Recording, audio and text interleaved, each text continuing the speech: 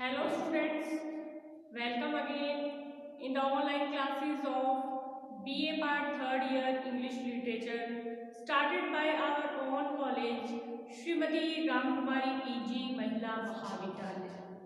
Students, आज हम हमारी जो पोएम है माई लास्ट डचीज जो कि पहले से चल रही है उसको आगे पढ़ेंगे। Written by Robert Browning. Written by Robert Browning. Okay, कल हमने यहां तक पढ़ लिया था। This grew I gave commands then all smile stop together there she stands as if alive. यहां तक हमने कंप्लीट कर लिया था, यानी कि वो हंस के सभी का धन्यवाद करती थी। इस कारण से ड्यूक नाराज हो जाता है और वो आदेश देता है और उसकी सारी हंसी एक साथ बंद हो जाती है। हंसी कैसे बंद हो जाती है कि उसका मर्डर करवा दिया जाता है, ठीक है। और ड्यूक आगे कह रहे हैं कि there she stands as if alive, कि वो वहां उसकी तस्वीर इस प्रकार से लगी हुई है, इस प्रकार से डचेस दिखाई दे रही है मानो वो जीवित हो। अब आगे बढ़ते हैं। Will it please you rise? ठीक है, यहाँ पर जो ड्यूक है वो काउंट के मैसेंजर को अब उठने के लिए आदेश देता है। वैसे तो उसने प्लीज वर्ड यूज किया है, will it please you rise, लेकिन देखिए स्टूडेंट्स, ये एक प्रकार से ऑर्डर है, ठीक है। ये रिक्वेस्ट नहीं है, ये ऑर्डर है, क्योंकि पहले जब काउंट का मैसेंजर आता है तो हमारा ड्यूक उसे बैठने के लिए आदेश देता है। अब जब वो सारी बात अपनी उस काउंट के मैसेंजर को बता चुका है तो वो उसे उठने का आदेश देता है और क्या कहता है, will it please you rise. Okay, we will meet the company below. Below मतलब नीचे। We will meet the company below. Company किसके लिए बोल रहे हैं, यानी खुद के लिए और काउंट के मैसेंजर के लिए कह रहा है, यानी ड्यूक हिमसेल्फ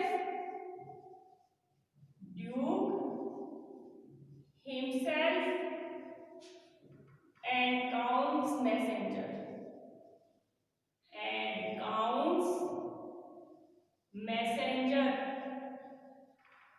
इनके लिए वो कह रहा है, कंपनी बता रहा है कि अब हम नीचे मिलते हैं, ठीक है।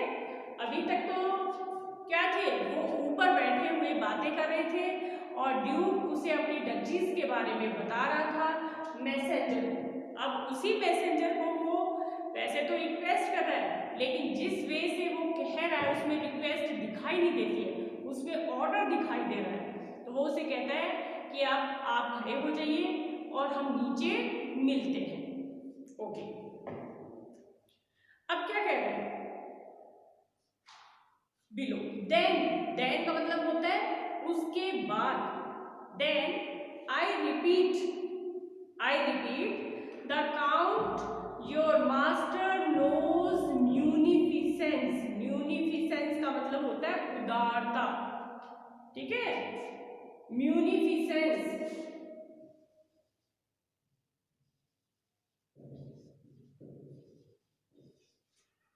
ठीक है।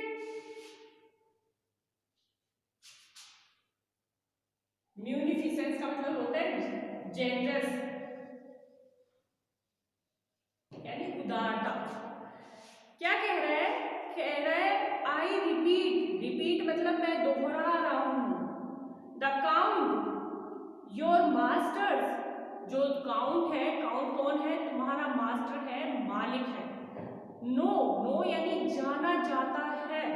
म्यूनिफिसेंस यानी जेनरस, उदारता के लिए जाना जाता है। यानी देखिए यहाँ मैसेंजर को वो बढ़ा चढ़ाकर काउंट की तारीफ कर रहा है। मैसेंजर के सामने काउंट की तारीफ कर रहा है। कौन, ड्यूक कह रहा है कि जो तुम्हारा मास्टर है, कौन, काउंट, वो अपनी उदारता के लिए जाना जाता है, वो बहुत उदार है, वो ये बताना चाह रहा है। Okay, is ample warrant that know just प्रीटेंस, प्रीटेंस का मतलब होता है बहाना करना, क्या है प्रीटेंस,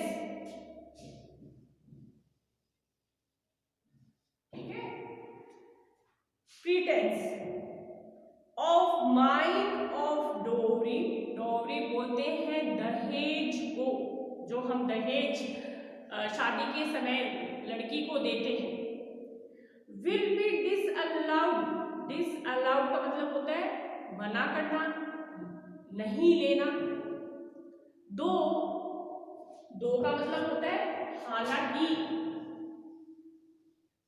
दो THOUGH, दो हालांकि, his fair daughter's self, देखो क्या कह रहा है, यानी ड्यू क्या है, क्लेवर भी बहुत है, बहुत ज्यादा चालाक है, और क्या कहता है मैसेंजर को कि आई रिपीट, मैं दोहराना चाहूंगा, द काउंट, की जो काउंट है, योर मास्टर्स, जो कि तुम्हारा मालिक है, नो, नो यानी जाना चाहता है, म्यूनिफिसेंस, म्यूनिफिसेंस का मतलब होता है अपनी उदारता के लिए वो जाना जाता है, is ample warrant that know just प्रीटेंस, कि मैं कोई बहाना नहीं कर रहा हूं, मैं जो कह रहा हूं वो सही कह रहा हूं, सच कह रहा हूं, of mine of dowry will be disallowed, कि मुझे दहेज के रूप में कुछ नहीं चाहिए, फिर क्या कह रहा है, दो हिज फेयर डॉटर सेल्फ, कि मुझे काउंट की सुंदर बेटी चाहिए, ठीक है ना, यानी शो ऑफ कर रहा है, दिखावा कर रहा है, बहाना बना रहा है कि मुझे काउंट की धन दौलत नहीं चाहिए, मुझे काउंट की सुंदर बेटी अपनी पत्नी के रूप में चाहिए, ठीक है, as I avoid at starting is my object, at starting is my object का मतलब होता है यद्यपि मेरा पहला मकसद या एम, लक्ष्य क्या पाना है, काउंट की सुंदर बेटी को पाना है, ठीक है, एज आते ही पोएट ने यहां क्या किया, सिमिली का यूज किया है ना, ये लाइन आ गई आपकी, as I award at starting is my object, as I avoid starting is my, at starting is my object, at starting, at starting is my object, is my object, as आते ही poet ने simile का use किया है, तो आप लिखोगे यहां the poet uses simile, uses simile, ठीक है ना, कि पोएट ने यहां सिमिली का इस्तेमाल किया है क्योंकि एज का यूज हुआ है, ठीक है, चलो, तो उसने क्या कहा कि यद्यपि या हालांकि मेरा पहला मकसद क्या है, काउंट की सुंदर बेटी को पाने का है, यानी मेरा पहला लक्ष्य, मेरा पहला इरादा, मेरा पहला एम जो है वो काउंट की सुंदर बेटी के साथ शादी करने का है, कह रहा है, हालांकि डोवरी मुझे पता है वो अपने नाम के अनुसार देगा, है ना, क्योंकि जितने अमीर व्यक्ति होते हैं वो उतना ही अपना नाम रखने के लिए अपनी बेटी को दहेज देते हैं, कह रहा है मेरा पहला मकसद तो उसकी सुंदर बेटी को पाना होगा, ओके, अब कह रहे हैं ने, ठीक है, ने,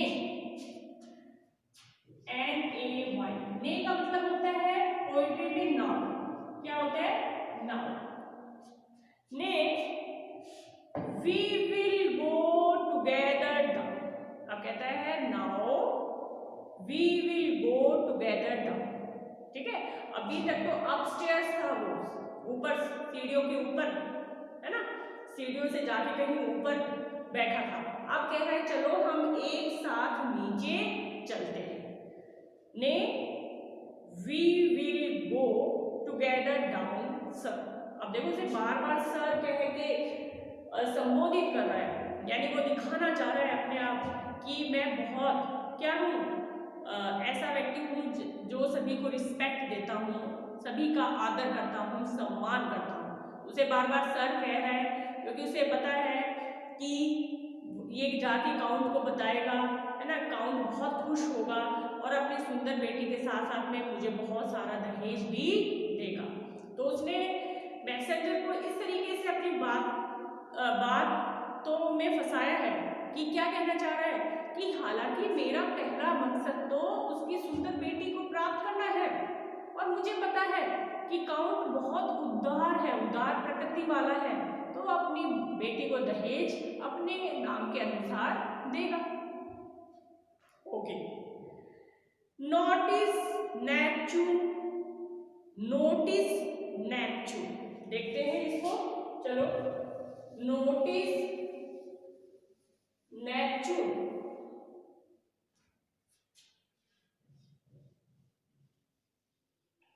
नोटिस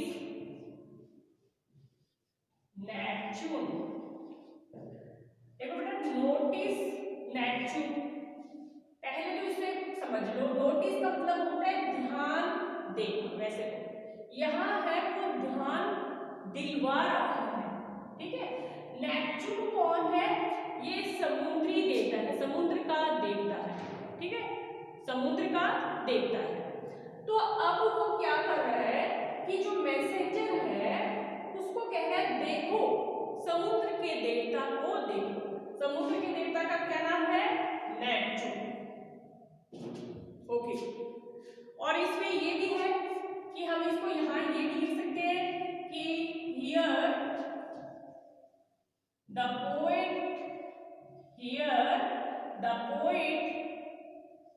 uses alliteration का यूज हुआ है, ठीक है। डैश डाल के alliteration में लिखेंगे नोटिस और नेपच्यून, नोटिस और नेपच्यून में alliteration का यूज पोएट ने किया है। और नोटिस नेपच्यून का मतलब मैंने बता दिया है आपको कि ध्यान देना, यानी वो उसका ध्यान लगवाना चाहता है किस तरफ? नेपच्यून, समुद्री जो देवता है उसकी तरफ। यानी अभी मैं आगे बढ़ाती हूँ, फिर सारा बताती हूँ आपको। नोटिस नेपच्यून दो का मतलब हालांकि। टेमिंग, क्या वर्ड आया? टेमिंग का मतलब होता है खींचना, टू ड्रॉ, अपनी तरफ खींचना। टेमिंग ए सी हॉर्स यानी समुद्री घोड़े, समुद्री घोड़ा, ठीक है। तो यहाँ क्या होता है कि जब हमारा ड्यूक उस काउंट के मैसेंजर को नीचे लेके जाता है तो वहाँ एक मूर्ति पड़ी हुई होती है जो कि समुद्री देवता की होती है, और वो समुद्री देवता एक समुद्री घोड़े को खींच रहे थे, यानी उसके ऊपर सवार होकर उसको खींच रहे थे, दौड़ा रहे थे, ठीक है। तो यहाँ हमारा ड्यूक ऐसा क्यों करता है कि क्यों उसका ध्यान उस मूर्ति की तरफ ले जाना चाहता है? क्योंकि वो दिखाना चाह रहा है कि कितनी बढ़िया बढ़िया मूर्तियाँ मुझे अपने पहले वाले दहेज, जो मेरी पहली पत्नी थी, उसको दहेज में प्राप्त हुआ था, या मुझे दहेज में प्राप्त हुआ था, वो अपने साथ में लेकर आई थी। कह रहे notice Neptune though taming a sea horse, ठीक है, though a rarity which Claus of Innsbruck cast in bronze for me. Bronze ये एक धातु होता है, क्या होता है? धातु, जैसे मेटल का, है ना। क्लोज ऑफ इंसबर्ग ये भी एक मूर्ति है, इन ब्रोंज फॉर मी। तो वो कह रहा है कि ये किसकी? नेपच्यून की जो मूर्ति है, क्लोज ऑफ इंसबर्ग ये है, ठीक है, इन ब्रोंज फॉर मी, यानी मेरे लिए ये क्या है, जो मेरी पहली पत्नी थी वो अपने साथ में दहेज के रूप में लेकर आई थी। ठीक है, तो एक बार फिर से थोड़ा सा देखना, यहाँ जो पोएट है उसने जानबूझकर ये लाइंस ऐड की हैं, क्योंकि हम कह सकते हैं कि जो हमारा ड्यूक था वो काउंट के मैसेंजर का ध्यान इन चीजों की तरफ आकर्षित करना चाहता था। क्यों? क्योंकि वो उसको दिखाना चाहता था कि मेरे पास में जो आर्ट गैलरी है उसके अंदर कितनी बहुमूल्य जो मूर्तियां हैं वो रखी हुई है, और इन लाइनों का अर्थ ऊपर वाली जो लाइनें हैं उनसे मैच कर रहा है, क्योंकि उसने पहले ऊपर कहा था, क्या कहा था कि मुझे काउंट की सुंदर बेटी चाहिए। हालांकि मुझे पता है कि काउंट अपनी बेटी को क्या है, अपने नाम के अनुसार दहेज देगा, क्योंकि काउंट बहुत उदार प्रकृति वाला मनुष्य है। तो ये लाइनें क्या शो करती हैं कि वो दहेज लेने की इच्छा रखता था। ठीक है, कि उसके मन में था कि काउंट उसे दहेज दे। हालांकि वो शो ऑफ ऐसे करता है कि मुझे काउंट का दिया हुआ दहेज नहीं चाहिए, हालांकि मुझे उसकी सुंदर बेटी ही चाहिए। लेकिन ये सब दिखाने का अर्थ क्या निकलता है कि वो काउंट से दहेज लेने में इंटरेस्टेड था। ठीक है, तो आज हमारी ये पोएम यहीं पर कंप्लीट होती है, और आपको समरी समझ में आ गई होगी कि क्या इसकी समरी है। ठीक है, और चलो अब मैं छोटे से कुछ आपसे पूछ लेती हूँ, क्योंकि हमारी फर्स्ट पोएम कंप्लीट हुई है, तो आप मुझे बताना। ठीक है, मैं आपसे ये पूछूं कि हु रोट द पोएम। ठीक है, हु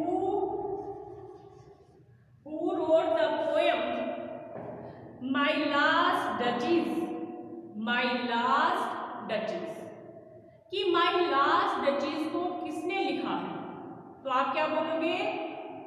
रॉबर्ट ब्राउनिंग। क्या लिखोगे? Robert Browning. ओके, अब मैं पूछूं आपसे कि what is the name of the duchess? What is the name of the duchess in the poem my last duchess? तो आपको मैंने गाइस पढ़ाते वक्त बताया था कि the name of the duchess is Lucrezia. What is the name? Name is Lucrezia, and she is a innocent women, young, beautiful and innocent woman. At the time of marriage, he was only 14 years old, and at the death, she was only 17 years old. तो आप सोच सकते हो कि कितनी सी छोटी उम्र में उसकी शादी हो गई थी, और मात्र 3 साल के बाद में, शादी के 3 साल के बाद में ही उसका मर्डर हो जाता है। At the time of murder she was only 17 years old. तो उसे कुछ ज़्यादा समझ नहीं थी, वो नहीं समझती थी कि ड्यूक इन चीज़ों से क्या है, जेलेसी रखता है ना। वो तो अपनी तरफ से सही पूरी कोशिश कर रही थी, सभी का हंस के धन्यवाद करती थी, क्योंकि उसको ऐसे लगता था कि ये सब नौकर भी तो इंसान ही हैं। Okay, next question is what is dramatic monologue? It is very important question, और ये मैंने आपको बताया भी था स्टार्टिंग में कि व्हाट इज ड्रामेटिक मोनोलॉग, कि ड्रामेटिक मोनोलॉग क्या होता है, क्योंकि जो रॉबर्ट ब्राउनिंग की सारी पोएम्स हैं वो ड्रामेटिक मोनोलॉग ही है। तो मैंने आपको स्टूडेंट्स बताया था कि in dramatic monologue poem there is only one speaker and listener may be one और मोर देन वन। यानी ड्रामेटिक मोनोलॉग पोएम में स्पीकर एक होता है और लिसनर एक या एक से ज्यादा हो सकते हैं। यानी स्टूडेंट्स ये भी बताया था मैंने कि पूरी पोएम में हमारा ड्यूक ही केवल बोल रहा है, कहीं भी